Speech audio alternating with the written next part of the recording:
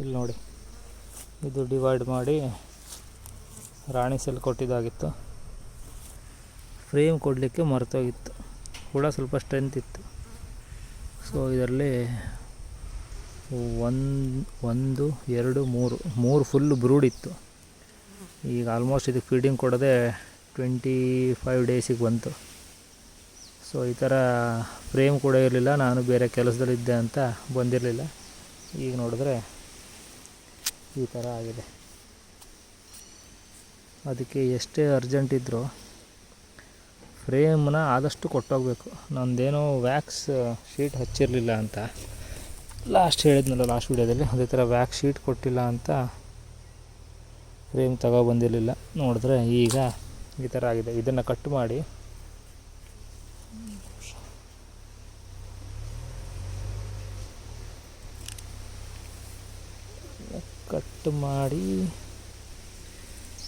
ಈ ಫ್ರೇಮ್ಗೆ ಸ್ಟಿಕ್ ಮಾಡಿ ಕೊಡಬೇಕು.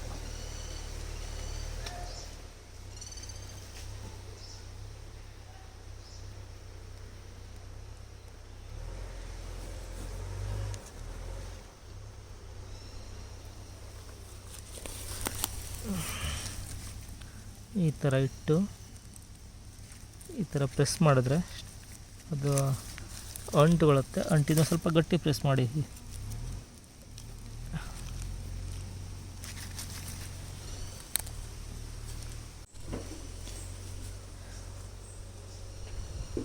ಈ ಥರ ಪ್ರೆಸ್ ಮಾಡಿ ಕೊಡಿ.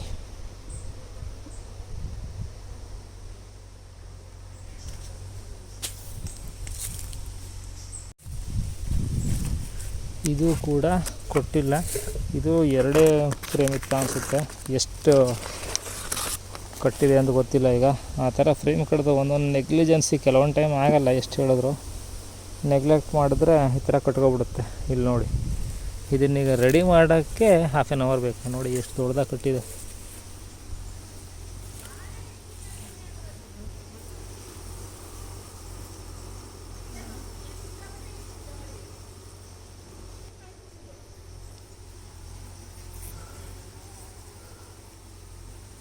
ನೋಡಿ ಫುಲ್ ಇಷ್ಟು ದೊಡ್ಡದಾಗಿ ಕಟ್ಟಿದೆ. ಇದೀಗ 1 ಫ್ರೇಮಿಗೆ ಅಟ್ಯಾಚ್ ಆಗೋಲ್ಲ, 2 ಫ್ರೇಮಿಗೆ ಹಾಕೋಕ್ಕೆ ಬರೋಲ್ಲ.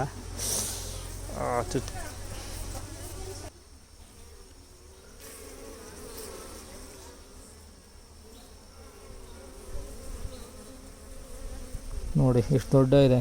ಇದೀಗ 1 ಫ್ರೇಮಿಗೆ ಜಾಸ್ತಿ, 2 ಫ್ರೇಮಿಗೆ ಕೊಡೋಕೆ ಬರೋಲ್ಲ ಅನ್ನಂಗೆ ಆಗುತ್ತೆ. ಮತ್ತು ಹುಳ ಚುಚ್ಚೋದು ಕೂಡ ಜಾಸ್ತಿ ಈ ಥರ ಇದ್ದಾಗ.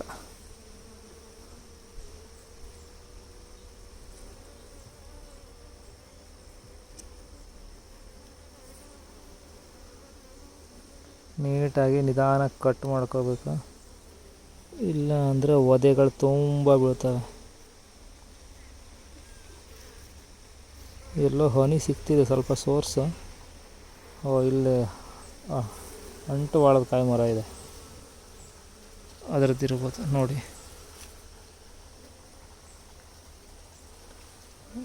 ಒಂದು ಅಂದರೆ ರಾಣಿ ಮೊಟ್ಟೆ ಇಟ್ಟಿಲ್ಲ ಯಾವುದ್ರಲ್ಲೂ. ಪೋಲನ್ನು ಸ್ವಲ್ಪ ಹನಿನ ತುಂಬಿಸಿದೆ, ಹನಿನೂ ಇಲ್ಲ, ಪೋಲನ್ನಿದೆ ಇದರಲ್ಲಿ. ಓಕೆ, ರಾಣಿ ಜಸ್ಟ್ ಮೊಟ್ಟೆ ಇಡಲಿಕ್ಕೆ ಸ್ಟಾರ್ಟ್ ಮಾಡಿದೆ. ಇಲ್ಲಿ ನೋಡಿ ಅಂತ ಇದೆಯಾ.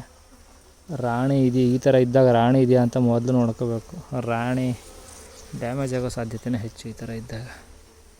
ಏನಕ್ಕೆ ರಾಣಿ ಹೊಸ ರಟ್ಟಾಗಿದ್ದಕ್ಕೆ ಮೊಟ್ಟೆ ಇಡೋಕ್ಕೆ ಸ್ವಲ್ಪ ಇಂಟ್ರೆಸ್ಟ್ ಜಾಸ್ತಿ ತೋರಿಸುತ್ತೆ ಹಳೆ ರಟ್ಗಿಂತ. ಈ ಥರ ಇಟ್ಟು ಬೇರೆ ಸ್ವಲ್ಪ ಅಂತ ಮಾಡಿದ್ರೆ ರಾಣಿ ಕೆಳಗಡೆ ಇರುತ್ತಲ್ಲ, ಅದ್ರ ಸ್ಮೆಲ್ ನಿಧಾನಕ್ಕೆ ಹೋಗುತ್ತೆ.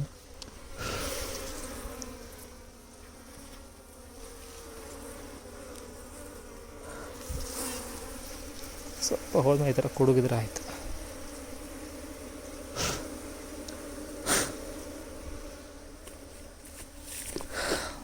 ಸೊ ಇದನ್ನು ಇದೀಗ ರಬ್ಬರ್ ಹಾಕಿ ಕೊಡಬೇಕು. ಎಷ್ಟಿದೆ ಅಂತ ಅಳತೆ ಮಾಡಬೇಕು. ಅಳತೆ ಮಾಡಿ ಕಟ್ ಮಾಡಬೇಕು. ಸ್ವಲ್ಪ ಹನಿ ಇದೆ, ಏನೋ ಅಂತ ಗೊತ್ತಿಲ್ಲ, ಫೀಡಿಂಗ್ ಅಂತೂ ಕೊಟ್ಟಿಲ್ಲ. ಹನಿನೇ ತುಂಬ ಸ್ವೀಟ್ ಇದೆ, ಮೇ ಬಿ ಅಂಟುವಾಳ ಮರದ್ದು ಇರ್ಬೋದು. ಈ ಥರ ಅಳತೆ ಮಾಡಿ ಸ್ಟಿಲ್ ಸ್ವಲ್ಪ ಉದ್ದ ಇದೆ, ಚಿಕ್ಕದಾಗಿ ಕಟ್ ಮಾಡೋಣ.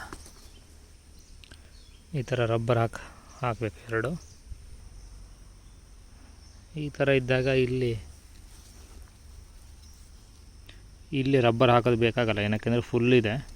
ಸೊ ಈ ಥರ ಒಳಗಡೆ ನೀಟಾಗಿ ಪ್ರೆಸ್ ಮಾಡಿ ಕುಂಟಿಸಿದ್ರೆ ಆಗುತ್ತೆ. ಸ್ವಲ್ಪ ಪ್ರೆಸ್ ಮಾಡಬೇಕು, ಇಲ್ಲಾಂದ್ರೆ ಅಟ್ಯಾಚ್ ಮಾಡುತ್ತೆ ಸ್ವಲ್ಪ ಟೈಮು. ಯಾವಾಗಲೂ ಒಂದು ಫುಲ್ ಫ್ರೇಮ್ ಇಡಿ, ಎಲ್ಲೇ ನೀವು ಫೀಡಿಂಗ್ ಕೊಡೋಕೆ ಹೋಗ್ಬೇಕಿದ್ರು ಈ ಥರ ಒಂದು 5ರಿಂದ 6 ಇಟ್ಕೊಂಡಿರಿ. ಏನೋ ನಾವು ಇನ್ನೊಂದು ದಿನ ಬರೋಣ ಅಂತ ಆಗುತ್ತೆ, ಆವಾಗ ಬರೋಕ್ಕಾಗಲ್ಲ. ಈ ಥರದ್ದು ಇಟ್ಕೊಂಡಿದ್ರೆ ಅಟ್ಲೀಸ್ಟ್ ಕೊಡ್ಬೋದು. ನೋಡಿ, ಈಗ ಒಂದು ಅರ್ಧ ಗಂಟೆ ಕೆಲಸ ಆಯಿತು.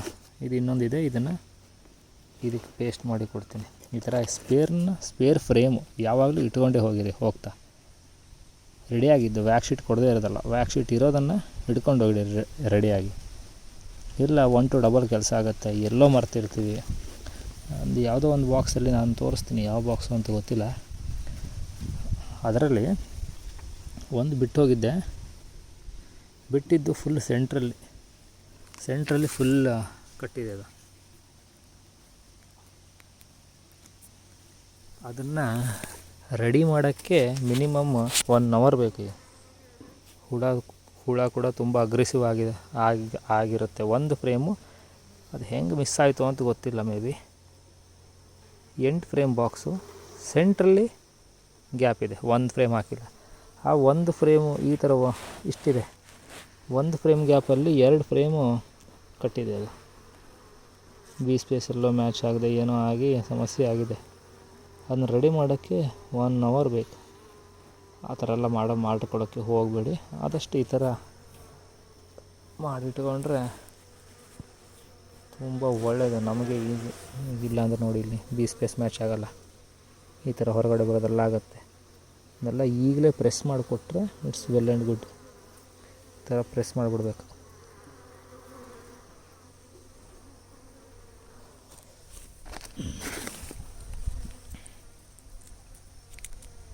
ಎಷ್ಟೋ ಸಲ ನಮಗೆ ಓಕೆ ಬಿಡೋ ಇನ್ನೊಂದು ಮಾಡೋಣ ಅನ್ಕೊಂಡು ನೆಗ್ಲಿಜೆನ್ಸಿ ಆಡಿಸಿತನ ಮಾಡ್ತೀವಿ. ಅದು ಆಮೇಲೆ ಆ ಟೈಮಿಗೆ ಬರೋಕ್ಕಾಗಲ್ಲ, ಏನೋ ಒಂದು ಸಮಸ್ಯೆ ಬರುತ್ತೆ.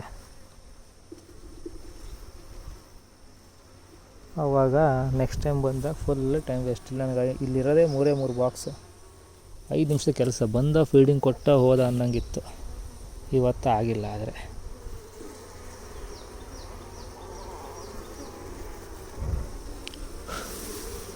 ಇದಕ್ಕೆ ಫೀಡಿಂಗ್ ಕೊಟ್ಟು ಹೋಗ್ತೀನಿ. ಇನ್ನು ನೆಕ್ಸ್ಟ್ ವೀಕಿಂದ ಕಂಟಿನ್ಯೂ ಫೀಡಿಂಗ್ ಕೊಡ್ತೀನಿ. ಸ್ವಲ್ಪ ಸ್ಟ್ರೆಂತ್ ಇದೆ, ತೊಂದರೆ ಇಲ್ಲ. ಇನ್ನೊಂದು ಮಂತಿಗಿದ್ದು ಡಿಸೆಂಬರ್ ಎಂಡಿಗೆಲ್ಲ ನೀಟಾಗಿ ಡಿವೈಡಿಗೆ ಬಂದುಬಿಡುತ್ತೆ.